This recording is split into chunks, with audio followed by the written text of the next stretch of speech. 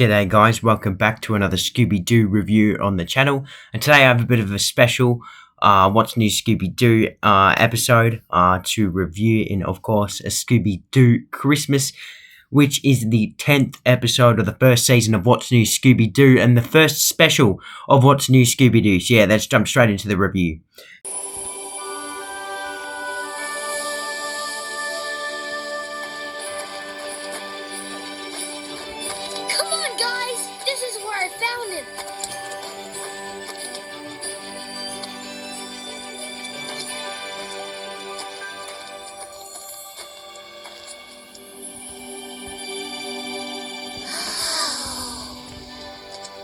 Hey Tommy, I dare you to go grab the carrot.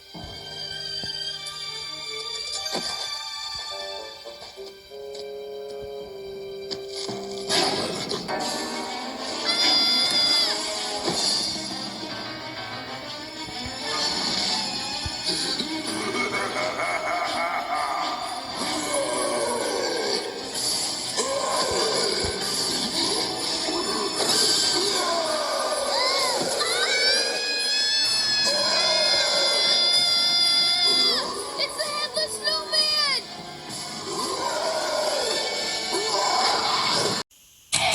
What's the Scooby do? We're coming after you.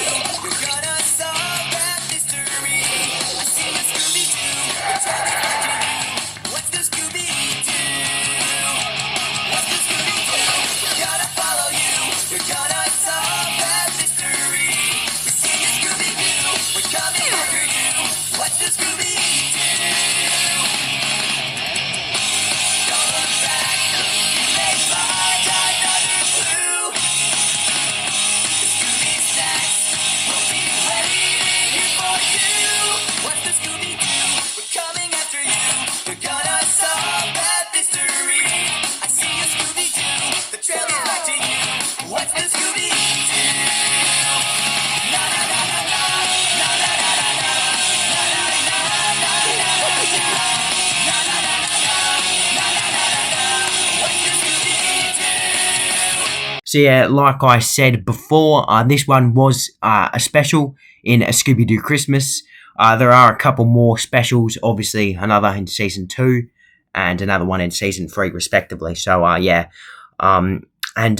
one was a Scooby-Doo Christmas. And yeah, I want to say this was my favourite probably of the specials. It's really hard to rank though. All three of the specials, I probably give the same rating. It's just there's a few here and there points that probably make this one my favourite. But then again, it might not be my favourite. It's that difficult. They're all neck and neck really for me. I absolutely love the specials though. And yeah, Scooby-Doo Christmas. This is a great Scooby-Doo episode to watch.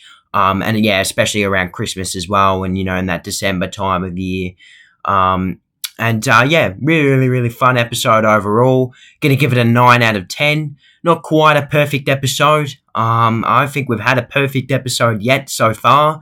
We've had some pretty consistent high rankings, and this one was certainly one of them. I was quite impressed with this episode actually. I was expecting it to be, you know, good, but not this good. There were points that I didn't like, and there were points that I really liked. Up and down. So this episode wasn't one of the more consistent ones. But then again, there's no real perfect episode in Season 1. The villain for this one, though, was absolutely sensational. The Headless Snowman. Now, this is probably a lot of people's favourite villain from What's New Scooby-Doo. It just stands out the most, this one. It's just so perfect. The Headless Snowman, you know, it's got an amazing backstory to it. And, you know, the curse and all that of Winter Hallow, which is where this episode is set. And he does some really spooky things. So, an absolute fantastic villain. Can't really fault him. The mystery was pretty entertaining as well for this one. A lot better than Season 2's special, in my opinion. Don't know about Season 3, but I'm not really going to, you know, start comparing every single little detail of all the specials, you know. But yeah, obviously this one set at Winter Hollow. We got some pretty big, I feel, main characters that I really, really liked. You got obviously the police officer, who is, you know, the sheriff of like the area. I didn't quite remember her name, but you know, she's the sheriff, and she shows up quite a bit in this episode, which I thought was pretty good. I did enjoy her. She was still a bit of a suspect, which I found, you know, good as well, because, you know, this one, it was pretty hard to figure out who the suspect was, because there were so many suspects and so many people that we met, and every single person that we met really was considered a suspect in this one. So, yeah, enjoyed the sheriff. We also got Professor Higginson, who is like, you know, just a local professor and is like the local know-it-all of the town. He was pretty good as well. We also got the guy who owns like the inn, and because the Headless Snowman is after something in particular of the town, he's smashing houses and causing them to go all cold, leaving this man's inn booming really, because he gets a lot of visitors. You got old Jeb, who's like, I guess, like the old creepy guy that you normally get in a Scooby-Doo episode for this one. Then you also get Tommy. He was the little boy that we saw in the opening scene, and he is reoccurring as well throughout the episode. We also get his dad and mum, who are, I guess, sort of main characters as well. Yeah, I thought they were pretty good as well. Really liked all the characters, really, for this one. Yeah, that was a pretty big win. I just found the atmosphere as well, this episode, so spooky and so intensifying. You know, there's like a massive snowstorm for a good part of this episode, and you know, it's always like nighttime in this town for some reason. Really, really dark, always snowing, you know. The atmosphere was fantastic, and the snowman really, really, really fitted in to an amazing atmosphere. So utilised to perfection, in my opinion. And also the chase song as well was an absolute banger. Fantastic. Was it Santa Claus? Or Santa Claus, Santa Claus? Yeah, really, really good. Really, really catchy as well. Had some nice moments with the snowman and the gang, you know, running around. Yeah, some funny moments too in the chase song as well. So I thought it was pretty good.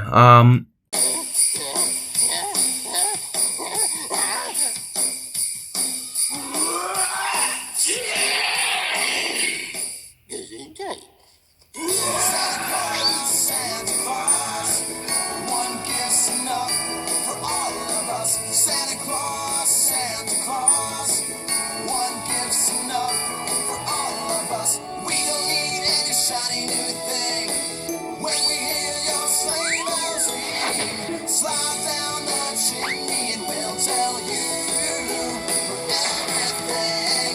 Santa Claus, Santa Claus, one gift's enough for all of us. Santa Claus, Santa Claus, one gift's enough for all of us. We made a list, so check it out twice. Bring only one gift tonight. Bring peace on earth for everyone. Everywhere. Santa Claus, Santa Claus, one gift's enough for all of us. Santa Claus, Santa Claus. And yeah, obviously the gang weren't meant to go to Winter Hollow for Christmas or Christmas Eve. They were meant to go to a place called Mill's Corner, but because the bridge was out, there was no other way. Well, there was. It was just a really, really complicated way to get there, and they didn't want to bother, so they decided to spend the night there and, you know, try and solve the mystery for the town, because the town had been suffering for years. This snowman has been terrorising this town for a number of years. Yeah, well, apparently most of the people there have not only never experienced Christmas, but never even seen a Christmas tree. So yeah, it's really, really bad. So, this feels like a really, really big mystery for the gang, to try and, save Christmas for this town. This town had been suffering for years, ever since this man called Seamus Fagan was run off the road. He was, transferring his large pile of gold into the town, and he was run off the road by an evil man named Blackjack Rhodey, and he stole the gold. Then hid it somewhere in the town. And then there was a huge mob and search party for the gold and, of course, Blackjack Rhodey. But neither him or the gold were technically found, although there was a really, really creepy moment where we saw, this is a flashback that Professor Higginson was telling, of course, and creepy moment where a guy goes over to check the snowman for clues and finds a whole bunch of soot around it, like dust and charcoal and all that from what you'd presume to be maybe like a fireplace. And there was Blackjack Rhodey inside the snowman, of course, dead. We didn't really, get to show him that because that's too dark.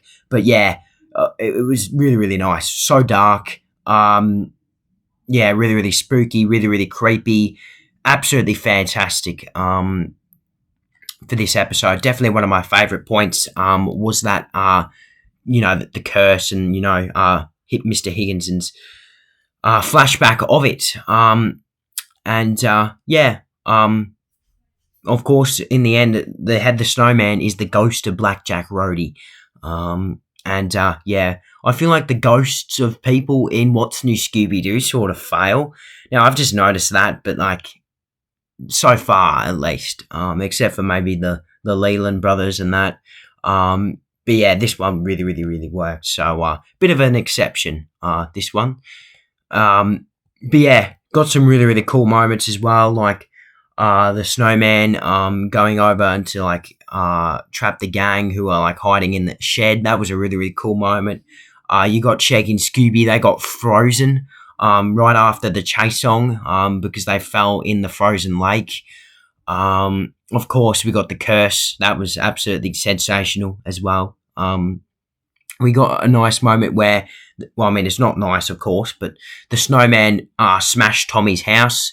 And that was fairly early on as well in the episode. And Shaggy picked up the bricks to, move them out the way. And, really struggled to because they were really, really, really heavy. And, everyone just thought, that's just Shaggy being weak. No offense to Shaggy, of course. But, obviously wasn't the case in the end. And we'll get to that a little bit later in the reveal. Another amazing moment I felt was when, now this is just me, really. It's not amazing really, but I just wanted to mention it.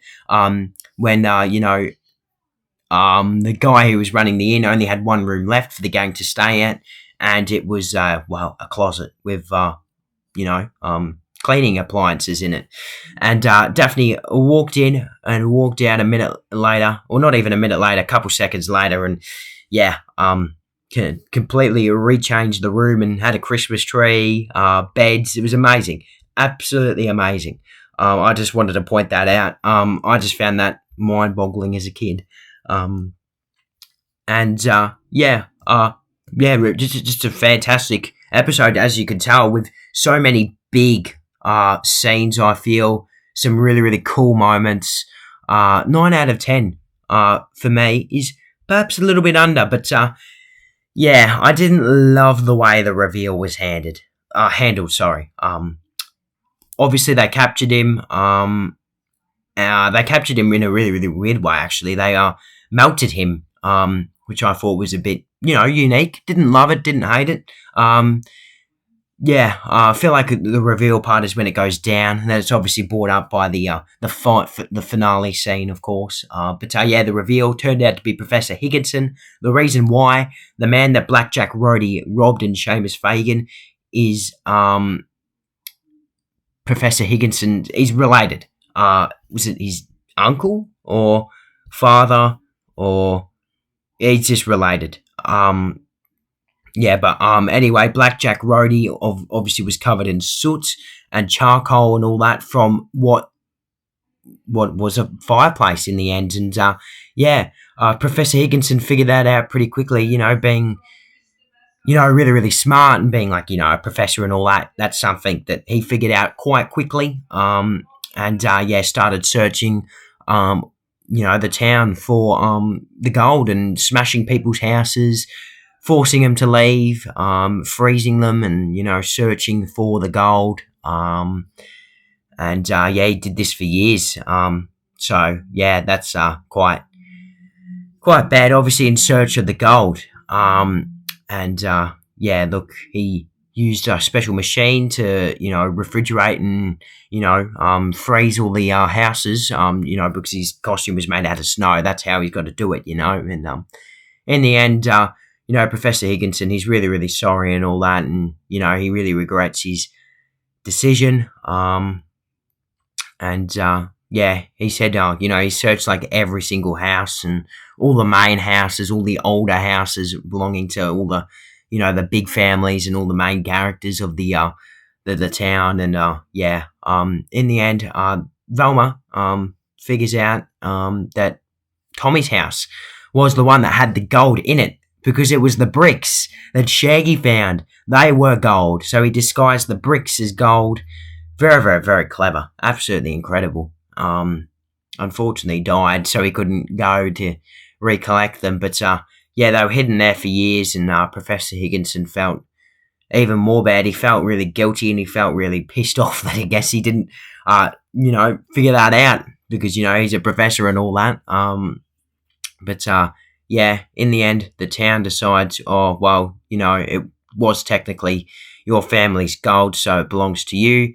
They were all forgiving him, and it's Christmas as well, so Tommy gave his scarf to Professor Higginson as well, showing a sign of them all forgiving him. And then he feels really happy again and decides to give the gold to the whole town. And everyone in Winter Hallow gets a gold brick, which is really, really cool, including the gang, which I felt was really, really amazing. And then, they set up Christmas, have a Christmas tree for the first time ever. All these town people, absolutely huge moment probably in their lives, you'd feel. And, we see a really, really amazing moment at the end of the episode with everyone getting together to just enjoy Christmas, which is really, really, really touching, I felt. And, concluded a pretty good episode. Apart from the reveal, this was pretty much a perfect episode, really. So close to being a perfect episode with the spooky atmosphere of this one. Absolutely sensational. One of the better ones I've reviewed so far. And, I'll see you guys next week for my next review. Wow, Sheriff, you sure got here fast. Well, the flashing red and blue thing on top of my car helps that along. Well, this here is the only one I have left.